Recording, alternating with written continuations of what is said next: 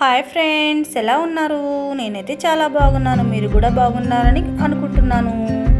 ఈరోజు నేను ఆలు టమాటా కర్రీ ఎలా చేయాలో చూపిస్తున్నాను. చాలా టేస్టీగా ఉంటుంది ఫ్రెండ్స్. ఒకసారి ట్రై చేయండి. నేను ముందుగా బంగాళదుంపలు, టమాటా, పచ్చిమిర్చి, ఉల్లిపాయ ఇవి తీసుకున్నాను. అంటే మీకు క్వాంటిటీగా చెప్పాలంటే అరకిలో బంగాళదుంపలు, పావు కిలో టమాటాలు, 3 పచ్చిమిరపకాయలు, ఒక చిన్న ఉల్లిపాయ అనేది తీసుకున్నాను. ఇవి 3 క్లీన్ చేసుకుని శుభ్రంగా చెప్పు తీసేసుకుని చిన్న చిన్న ముక్కలుగా ఇదిగో ఇలా బంగాళదుంపలు, పచ్చిమిర్చి చిన్న ముక్కలుగా, ఉల్లిపాయలు కూడా కట్ చేసుకున్నాను. చిన్న చిన్న ముక్కలు టమాటాలు కూడా కట్ చేసుకుని ప్లేట్లో తీసుకున్నాను.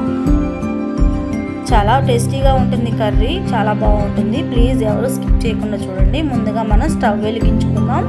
స్టవ్ వెలిగించుకుని కళాయి అనేది పెట్టేసుకుందాం. ఎక్కడ స్కిప్ చేయకుండా చూడండి ఫ్రెండ్స్, చాలా బాగుంటుంది కర్రీ.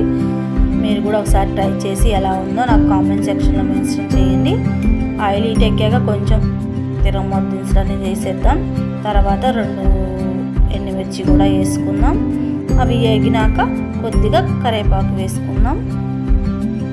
కొద్దిగా కరివేపాకు, లేత కరివేపాకు బాగుంటుంది. ఇలా వేసుకుంటే కాళ్ళగానే వేసేస్తున్నాను. తర్వాత ఉల్లిపాయ, పచ్చిమిరకాయ కొంచెం నూనెలో అనేది వేయించుకుందాం. బాగుంటుంది ఫ్రెండ్స్, చాలా బాగుంటుంది, టేస్టీగా. ఒకసారి ట్రై చేయండి. టమాటా తీగా ఉంటుంది, బంగాళదుంపలు తీగా ఉంటాయి ఎలా అనుకోకండి, కానీ చాలా బాగుంటుంది.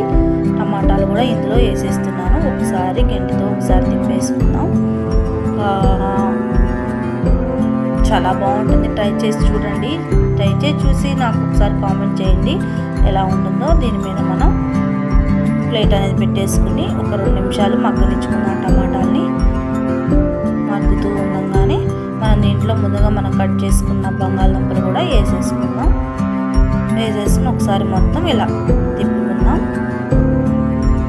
ఒకసారి ఇలా తిప్పుకొని మొత్తం కలిపి తిప్పేసుకుని కొంచెం ఉప్పు అనేది వేసుకుందాం. కొంచెం సాల్ట్ వేసుకుని ఒకసారి మళ్ళీ తిప్పుకొని ముక్కకు పట్టిద్ది కదా, ఇలా తిప్పుకుంటే చాలా బాగుంటుంది ఫ్రెండ్స్. మళ్ళీ ఒక 2 మినిట్స్ మూత అనేది పెట్టేసుకుందాం. మళ్ళీ ఒక 2 మినిట్స్ తర్వాత చూసుకుని పసుపు వేసుకుందాం.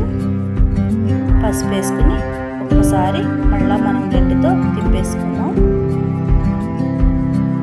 చాలా టేస్టీగా ఉంటుంది కర్రీ ఫ్రెండ్స్. మళ్ళీ ఒకసారి తిప్పుకొని మళ్ళీ 2 నిమిషాలు అనేది మూత పెట్టుకుని మళ్ళీ చూసుకుందాం.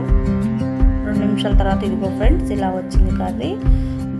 చాలా టేస్టీగా ఉంటుంది, బాగుంటుంది కూడా. ఇందులో రైస్లోకి బాగుంటుంది, చపాతీలోకి కూడా బాగుంటుంది.